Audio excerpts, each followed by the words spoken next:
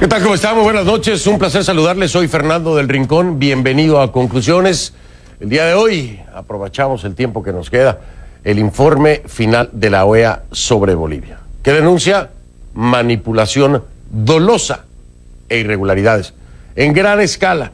Esto en las elecciones presidenciales del 20 de octubre. Vamos a entrar a detalle hasta dónde, cuántos, cómo, y ya ha ocurrido otras veces. Trataremos de encontrar respuestas a estas preguntas. Por supuesto, el equipo de investigaciones de Conclusiones se metió a fondo en este documento. Iniciamos entonces.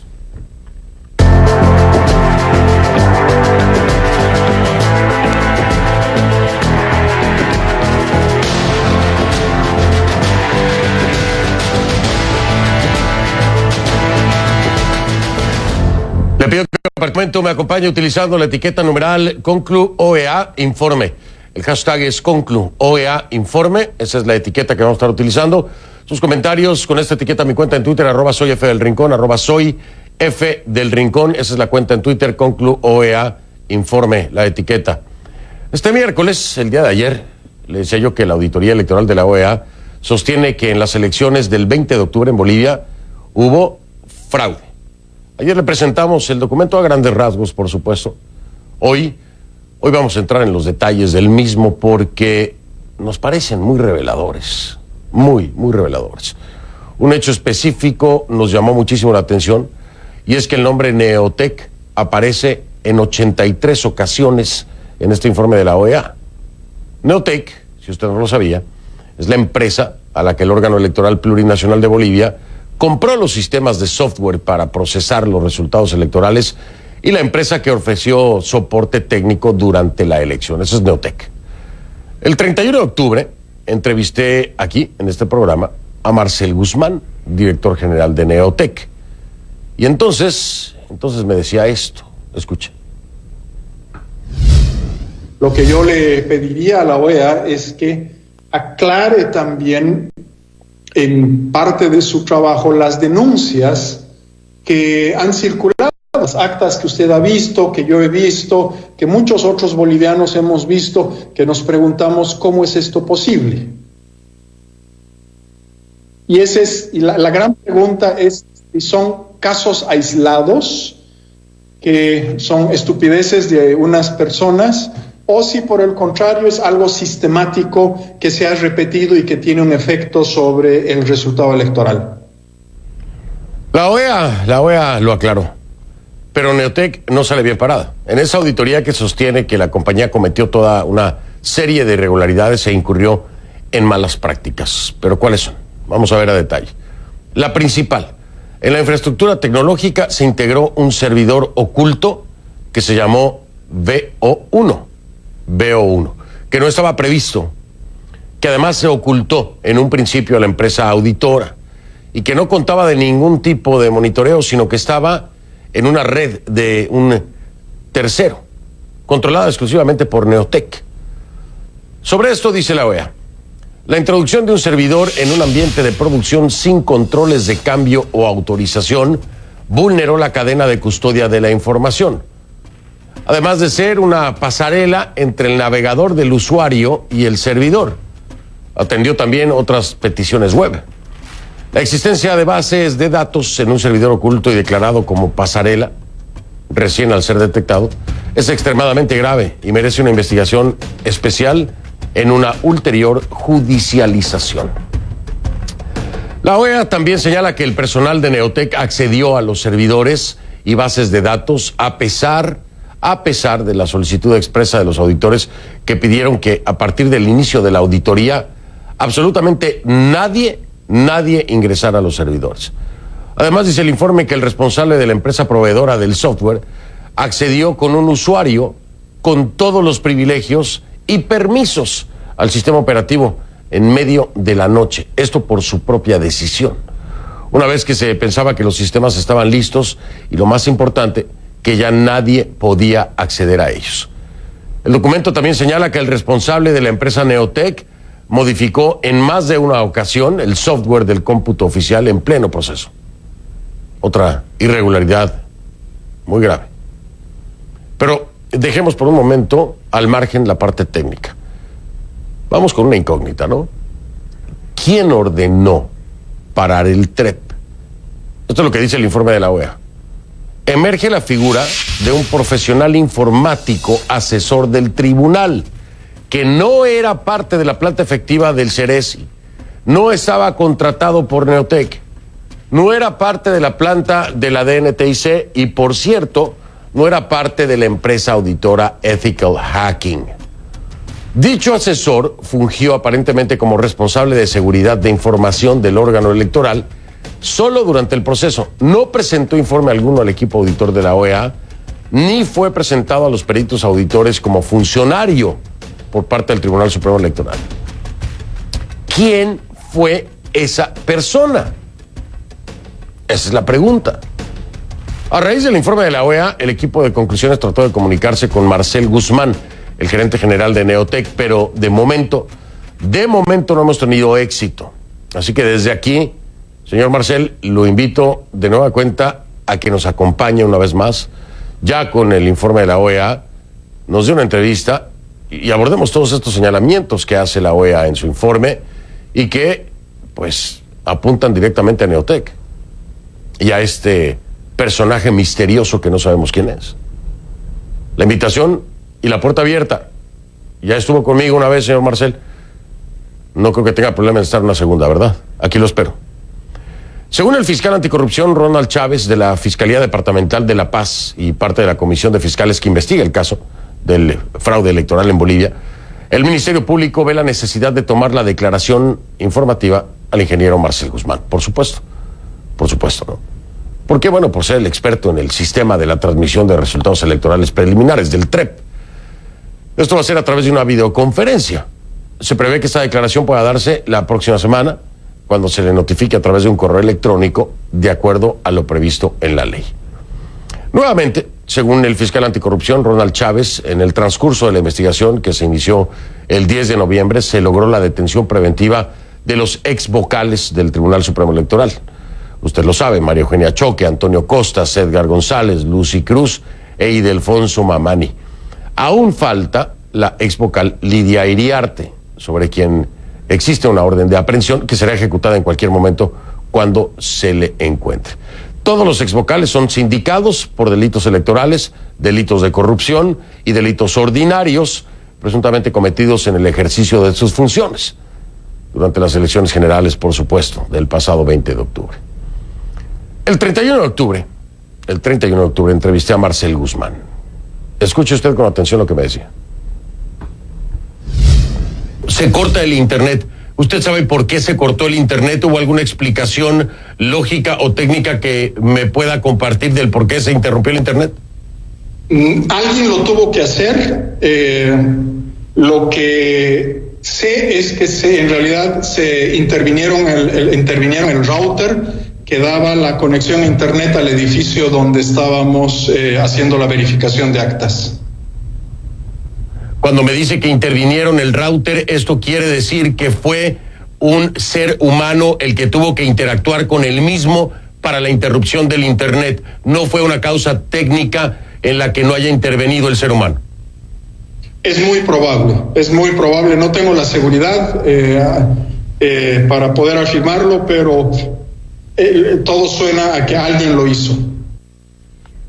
Según la página web de la empresa Neotec, también habría realizado proyectos electorales, ponga atención, en Guatemala, El Salvador, Honduras, Nicaragua, Panamá, Venezuela y Ruanda. Esto es según la página web del propio Neotec, ¿eh? Ojo, recuerde todos los señalamientos que le dije al principio. Piense entonces ahora en estos países, se los voy a repetir. Proyectos electorales de Neotec, según ellos mismos, en Guatemala, El Salvador, Honduras, Nicaragua, Panamá, Venezuela y Ruanda. Anótelo, no se le olvide. Ahora, con Guzmán no hablamos hoy. Sí lo hicimos con Álvaro Andrade, es el gerente de Ethical Hacking, que es la empresa que auditó el proceso electoral en Bolivia. A pesar de jactarse de ser una empresa multinacional, nos dijo, el trabajo recaía en una sola persona. El software es muy pobre en su seguridad, nos aseguró. Casi no tiene, dijo. Una empresa como Neotec no debería haber sido contratada por un Estado para realizar unas elecciones. Esto es lo que nos dicen de Ethical Hacking sobre Neotec. Y de todo esto vamos a hablar con la persona que recibió el informe de la OEA. Él va a ser mi invitado esta noche, por supuesto. Por supuesto será después de la pausa. Ya regresamos entonces. Le doy la bienvenida a Jaime Aparicio, es el embajador de Bolivia ante la Organización de los Estados Americanos, nombrado recientemente por la presidenta Yanine Áñez.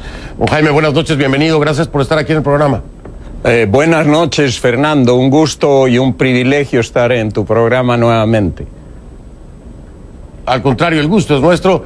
Y bueno, pues hablar de esto, don Jaime, que ha recibido usted primero, antes que nadie, se lo entregaron ahí en la OEA. Después de revisarlo, don Jaime, ¿no le parece a usted esto aterrador en el ámbito regional? No nada más en Bolivia, sino en el ámbito regional, cuando llevamos la actividad de Neotec, por ejemplo, en tantos países. ¿Cuál fue su primera reacción, don Jaime? ¿Qué fue lo que pensó acerca de este informe? Mi primera reacción fue de tristeza, porque es, como dices, aterrador el tema. Yo tengo 20 años de experiencia en seguir elecciones. He estado con el Centro Carter, con la OEA, he hecho en Bolivia, he hecho como consultor independiente en Dominicana, y nunca he visto un caso como este de corrupción electoral en todos los grados de un proceso electoral. Y estamos hablando de una auditoría que se inicia el 20 de octubre hasta hoy día. No comprende los delitos electorales anteriores, como el uso de bienes y recursos del Estado, la imposición a los sindicatos y a los funcionarios del Estado a que voten, el control del voto, bueno, toda esa fraude electoral que se dio antes. Es un documento que muestra un fraude monumental, muestra la calidad de los personajes, de los 36 técnicos de la OEA que estuvieron ahí, peritos en todas las áreas del sistema electoral, y la valentía del secretario Luis Almagro de presentar en la noche de ese fin de semana el documento, a pesar de las amenazas y las llamadas de Evo Morales para que no lo haga. Fue ayer un documento muy triste, pero también fue con mucha satisfacción que vimos que la OEA cumplió su rol. No pudo ser el secretario general quien me entregó, sino su jefe de gabinete. Almagro estaba en la reunión del TIAR en Bogotá, y fue un momento de verdad, una mezcla de emoción por la calidad y de tristeza porque cómo se ha degradado la cultura democrática en Bolivia durante Evo Morales. El tema, por supuesto, ha generado muchas reacciones de parte y parte. Y lo hablábamos antes de entrar al aire, lo hablábamos usted y yo, don Jaime, hay todavía quienes tratan de descalificar este reporte, este informe, esta auditoría de la OEA. ¿Qué opina acerca de esto? Porque lo hay, usted y yo hablábamos en el corte, que incluso lo hemos leído. Hay quienes hacen atribución incluso a un instituto estadounidense que habría hecho investigación diciendo que no existió el fraude en Bolivia. ¿Qué valor le da esto? ¿Qué peso tiene para usted? ¿Qué opina acerca de quienes insisten después todavía de este reporte que las cosas no son como las dice la auditoría de la OEA? Mira, Fernando, gracias a tu trabajo, a esta exposición que se ha hecho hoy día, se ha visto la gravedad del fraude. La OEA, 36 expertos hablan de manipulación dolosa del proceso electoral que invalida esta elección. Al hablar de dolo es más fuerte que fraude, aunque son sinónimos. La connotación de dolo quiere decir que es una actividad destinada a cometer un delito criminal, sabiendo que este delito, esta acción es ilícita. O sea, esto va más allá del fraude. Las pruebas son fundamentales. Hay 300 o más páginas de pruebas, fotocopias, actas adulteradas, actas que son escritas por una misma persona antes de la votación. El fraude es escabroso, y tenemos que un documento de casi 400 y más páginas que salió ayer, lo recibí a las 5 de la tarde, y tenemos en la mañana del día siguiente supuestos intelectuales y operadores de lo que se llama el Grupo de Puebla, criticando a la OEA y diciendo que no hubo fraude sin haber leído ese documento. Es muy triste y nos muestra algo terrible, Fernando, es que hoy día la ideología prevalece sobre la verdad, sobre la decencia humana y sobre la democracia. Son consignas ideológicas y no tienen ningún reparo en mentir, en no leer un documento, desacreditarlo, atacar a Almagro. Ese señor Weisbrot, que es uno de los que firma la carta, ha sido un defensor de Chávez y de Maduro durante todos estos años, y todos sus documentos son tendenciosos y no se acercan a la verdad en lo más mínimo. Es lamentable, pero estamos lidiando los bolivianos con esta avalancha de ataques por parte de estos operadores intelectuales, digamos, pero también de vandalización en nuestro consulado en Buenos Aires. Han habido ataques, hay gente que se ha entrado al consulado, igual a la embajada de Bolivia en Buenos Aires, y vemos en México todo también este desarrollo de actividades que están causando problemas en Bolivia. Déjeme marcar una pausa, don Jaime, para regresar a hablar un poco acerca precisamente de qué es lo que esperarían ustedes, qué es lo que esperaría Jaime Aparicio como embajador de Bolivia ante la OEA, la presidenta Yanine Áñez, de México. Después de este informe contundente de la OEA sobre la auditoría llevada a cabo, ¿qué esperarían de México? ¿Qué esperarían de el gobierno de Andrés Manuel López Obrador? No de México y los mexicanos, por supuesto que no. Del gobierno de Andrés Manuel López Obrador, ¿qué esperarían después de esto? Teniendo a Evo Morales y a García Linera ahí, exiliados.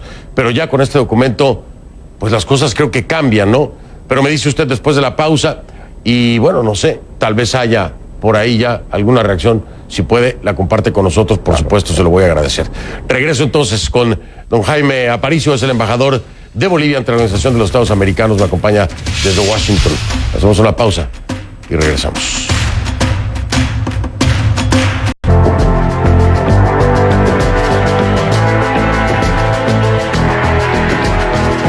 Continúo con mi invitado, Jaime Aparicio, embajador de Bolivia ante la Organización de los Estados Americanos. Estamos hablando precisamente del informe final de la OEA, después de la auditoría sobre las elecciones del 20 de octubre allá en Bolivia.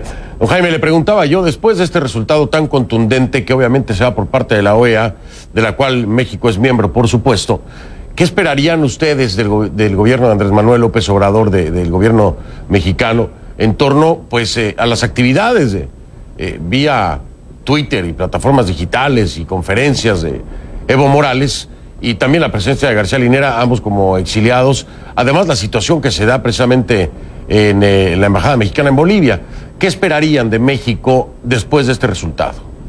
Mira, si tú recuerdas cuando vinieron el ex canciller Pari de Bolivia y su ministro de Justicia, el señor Arce, fueron a la OEA y solicitaron una auditoría. Inmediatamente Almagro les aceptó con la condición de que sea vinculante. Esto sucedió en el Consejo Permanente donde México estaba presente.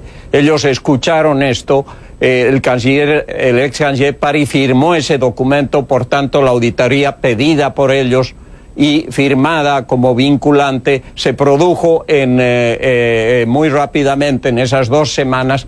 Cuando salió el resultado, lo lógico era que todos los países que habían aprobado ese arreglo de una auditoría reconozcan que había habido, como dijo Almagro, un golpe de Estado, pero que lo dio Evo Morales el 20 de octubre con este fraude gigantesco. Eso no sucedió y México siguió criticando a Bolivia y siguió incitando y permitiendo que Evo Morales genere más violencia en Bolivia. ¿Qué le pedimos respetuosamente? Lo ha dicho la presidenta, la canciller Karen Longarik.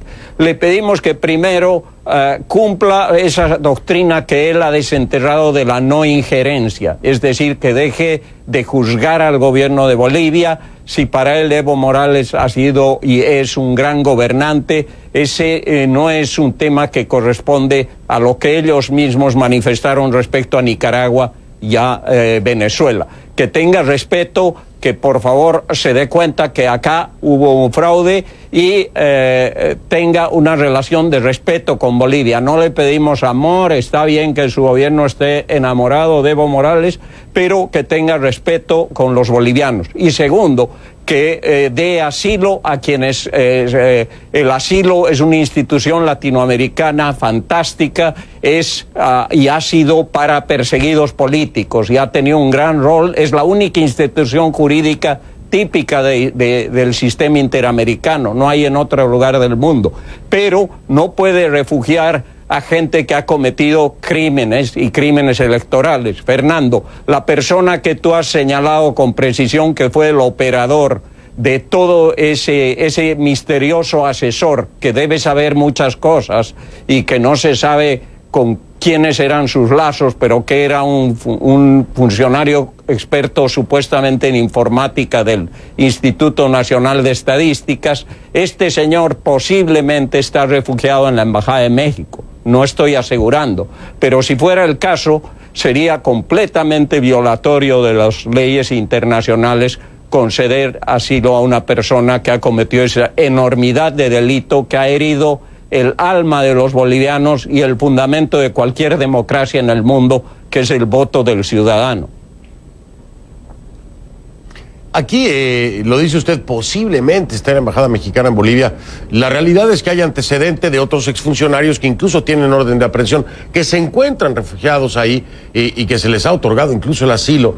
A petición de la propia canciller Longarik, se habló con la responsable diplomática para que se colaborara con la autoridad boliviana. Sin embargo, parece que las cosas no se han dado así.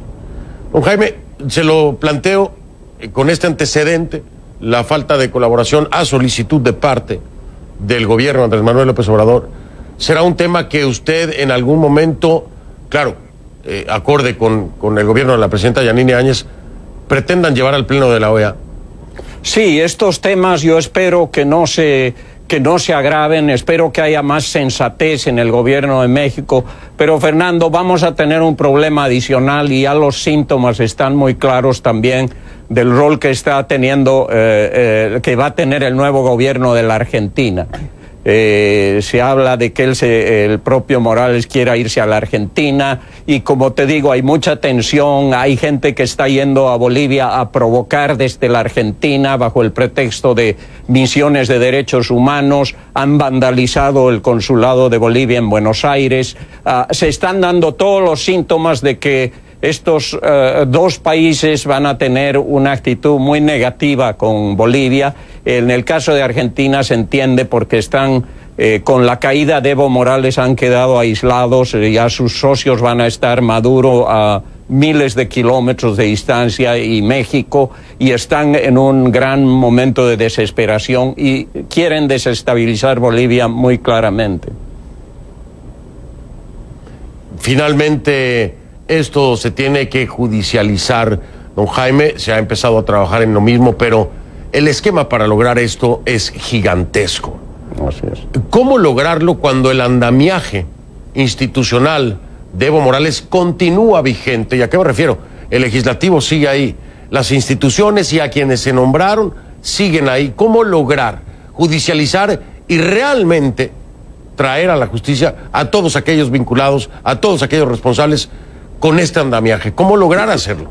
Lo que tú señalas es el gran problema. Tú sabes que todo el tema del sistema judicial lo coaptó el gobierno de Evo Morales, lo destrozó. Es un poder judicial que perdió no solo su independencia, sino toda calidad ética, y ahí va a ser muy difícil, mientras no se reestructure esa rama tan importante del Estado. Pero además, por ejemplo, en el caso de Evo Morales, que están sujetos a los juicios donde el Senado es el que hace de acusador, va a ser muy difícil hacerlo acá. ese tema va a tener que ser resuelto por el nuevo gobierno electo, por el nuevo Congreso que salga de las elecciones, y ojalá en ese momento restituyamos la dignidad al Poder Judicial. Mientras tanto va a ser muy difícil y tenemos esa contradicción.